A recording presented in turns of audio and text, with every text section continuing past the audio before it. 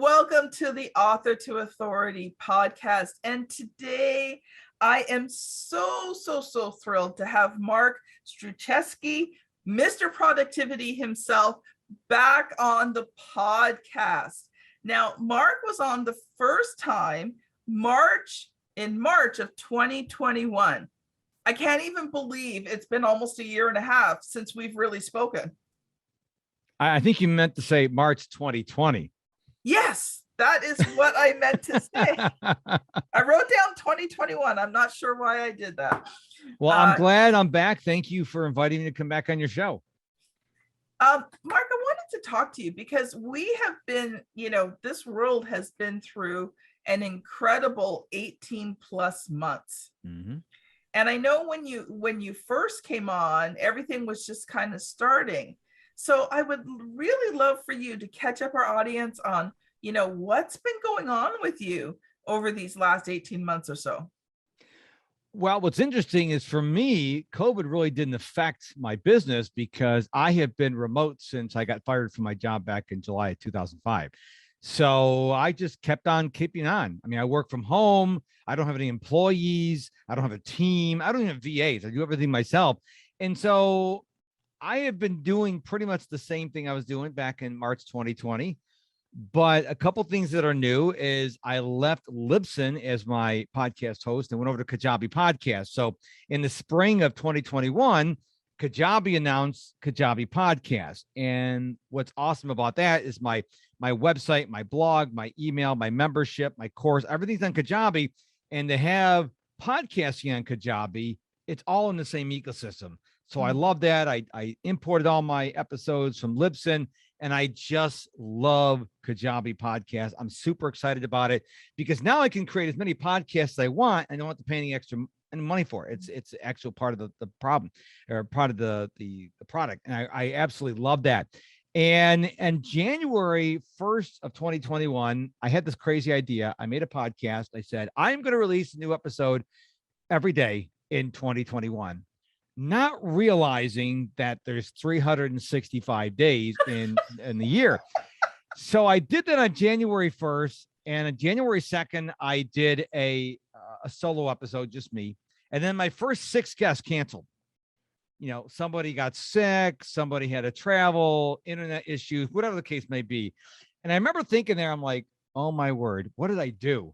I started it out, and then after that got really good after a while. I do 7 interviews a week. Most weeks I do 6 because someone cancels for some reason, whatever. But in 2022, I will not do an episode a day. I will do 7 interviews a week, but if someone cancels, I'm not going to worry about, filling that. Because now if someone cancels, like we're recording this on September 21st, my guest canceled this morning. Well, I got to create a solo episode for tomorrow because I promised, and I'm a man of my word, I promised to release an episode a day. And I generally do like a 8 or 9 minute episode, something that adds value to the listener. That's amazing. Okay. So what is the name of your podcast? Because I'm sure if people are listening to this, Mr. Productivity, they're going to want to listen to yours. Well, it's called the Mark Struczewski Podcast. And don't worry. I'm going to tell you an easy way to find it. Okay. Go to my website, mrproductivity.com. Now, when you go there, you're going to be able to find out there's a little link up there that says the podcast, or you can go to your podcast player of choice and type in MARK space STRU and my name will pop up. There's nobody out there that has a name that starts with MARK space STRU. I've got on September 21st, I've got 952 episodes out. So why don't you binge listen to my podcast instead of binge watching Netflix? Because the guests have been on my show and you're one of the great guests I've had. You can learn stuff instead of watching who killed who on the show. Why don't you learn something? So that's how you can find out about my podcast.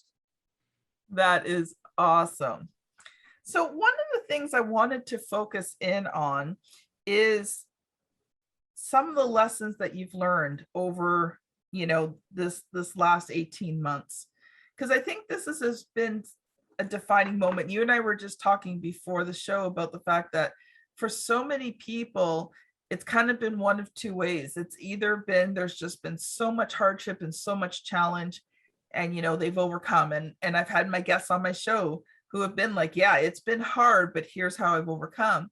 And then for others, it hasn't been as hard, but COVID has allowed them to have some time. And there's been so much clarity that has come for them in their life and in their business. So I would love to hear from you. What has been some of your defining moments of the last 18 months? Well, as I alluded to a few minutes ago, life has not changed for me.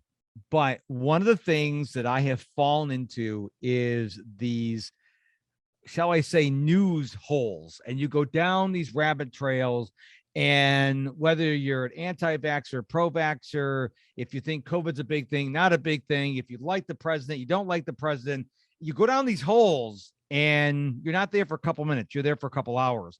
And you're like, whoa, whoa, whoa. What am I doing right now? I'm going down this rabbit hole that has no bearing on me serving my clients, has no bearing on anything other than make me feel stressful. And when I'm stressful, I can't be productive. So that's one of the things I followed up, because, you like, I'm on TikTok, and if you follow the wrong videos, all of a sudden you're getting served up all these videos. And then it's real easy to get angry when you're watching these videos. So for me, a big challenge was when people came to me, oh, do you hear about this? Hear about this? I'm like, stop. I don't want to know. I don't want to know. Is it going to affect me today? All right. Is a satellite going to fall on my house? I need to know the information. I don't care who's in the White House. Okay. I mean, I do care, but I don't care, because it didn't matter to me when Obama was president. I still did my job. When Trump was president, I still did my job. Biden's in the office, I still do my job. It doesn't affect it. But so many people get so angry about who's in the White House, or who's their governor, or who's their prime minister. And I'm always like, how does that affect what you have to do today to help your customers? And people just get themselves tied up in knots. But it's really easy to go down a rabbit hole, and you go down it very deep. And all of a sudden you look around, you're like, what am I doing right now? And you realize, you look at your watch, you're like, oh my word, how much time has I wasted? And it's so easy with social media, because social media, as I said before, is not your friend.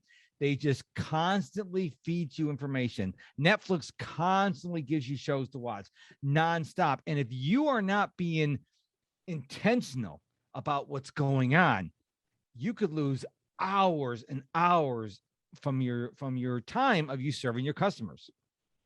It's funny, some of the things you mentioned, because here in Canada, we just had our federal election. So we just, went through the process of electing a prime minister. And there's a lot of people who are upset because, first of all, they felt our prime minister shouldn't have called an election in the middle of a pandemic. He didn't have to. Our system's a little bit different. And, so many people were just caught up with it. I did my research. I went out, I voted. Yeah, I got to admit, I spent a couple hours last night watching it just to see who was, going to be our new prime minister. But my life still goes on. And whoever the prime minister is, like you said, it's not really going to directly affect me. Now, maybe if I was in an industry that was directly affected by who was prime minister, well, maybe then I have something to be upset about, right? But I think the point you make is so poignant, is the fact that I've noticed that too, that even I've had to really fight it, get focused on things that do not matter, and get absorbed into it. It's like this drama that you get sucked into. It's like when you let the plug out of your bathtub, and as it gets toward the end, it gets that suction of all the water rushing down the drain. That's what this social media is like. And now with, what's going on here in the United States, I can't speak for Canada. There's a censorship, and the censorship bothers me more than anything else. Okay. So if you are like, I don't trust the vaccine, well, they ban you off of social media. Well, how are we going to have a discussion if both sides don't get to speak? I'll never forget, I heard Bill Maher, who is a liberal, and he made the statement, which I really like. He said, look, I don't like Alex Jones, who's a big conspiracy theorist guy. He goes, but Alex Jones deserves to be heard. I think everyone should have a chance to speak, And I can go, you know what, Kim, I don't agree with you. But if I don't get a chance to speak, then then people don't hear both sides. So I don't care if it's the vax or COVID or vegetables, diet. I don't care what it is. We need to get both sides. So then we as adults, and your audience is probably entrepreneurs, we can say, okay, I learned from this side. I learned from this side. I can make my own decision. But when they say, look at, if you are on this team, we're blocking you. Well, then that's not a healthy dialogue. That's not a conversation. That's like, if you don't believe me, we're banning you. And I think that's what, more than the vaccine, the COVID, the elections, I think the censorship bothers people more than anything else. I can agree with that, but I see both sides of it. Here in Canada, one of the things that have been going on, which greatly upsets me, okay, we've been having a lot of anti-vaxxers protest in front of hospitals, and sick people can't get in, and these anti-vaxxers are not wearing masks either, right? So I think sometimes some of the actions that I've been seeing from both sides have made it so that the hammer is falling, so that discussions can't happen. But one of the things I've seen is people are not listening. They're not taking the time to listen. It's like, you don't agree with me, I'm shutting you out. Mm-hmm. And I think that's been horrible. Whether I agree with vaccination, anti-vax, whatever, it doesn't really matter. I am open to the conversation. I am willing to listen. And at the end, if we don't agree, that's okay. We can agree to disagree and still have relationship. Right? You said it very, you don't have well. to agree to have relationship. And we're not always going to agree. That's the thing. We are not all going to agree. But what I've learned, a lot of people who have an opposing point of view of mine, if I just close my mouth and open my ears and let them listen, what usually happens, they go, well, Mark, what do you think? And then if they do the same thing, then we have a conversation. But if you're attacking me, like I saw on LinkedIn a couple of weeks ago, someone says, look at, if you and I have a different point of view and you start calling me names, do you think that's going to convince me to go to your side? No, I'm going to be more resistant. I'm going to be more embroidered on my side. And so I think what we need to do is like, listen, let's stop the name calling. Let's stop calling people, worthless. Let's listen. And I think nowadays it's so easy from behind the screens of our phones or computers to get on there and just throw all this mud around. But we wouldn't say this stuff usually in front of someone in person. So let's have some tactfulness. Let's be polite. Let's be kind to each other. We're all not going to agree. Okay. We're not. It's just not going to happen. We're human beings. We are going to have disagreements, but we can disagree in a nice, loving, kind way. I so agree with you. Something else you were saying, it just made me think of something. I love to craft. And so I've started this sort of side thing with my crafting, just because, I'm kind of 6 years into my business, and just something a little new and something else creative, not taken away from my main business or anything, but just, I needed a little something else. And I love crafting. So I've been doing these videos on YouTube and learning how to use YouTube and all that. And I get sucked in, because you log in to upload your video, but even though I have the business account, it puts me on the main YouTube page, right? So the first thing you do is you start scanning the videos. So I've had to really learn, I don't scan the videos. I just look up and I hit the create button, because if I start scanning the videos, like a half an hour goes by. Now, I have to admit, most of the videos I watch are usually, craft instructional videos, YouTube instructional videos, entrepreneur, type videos.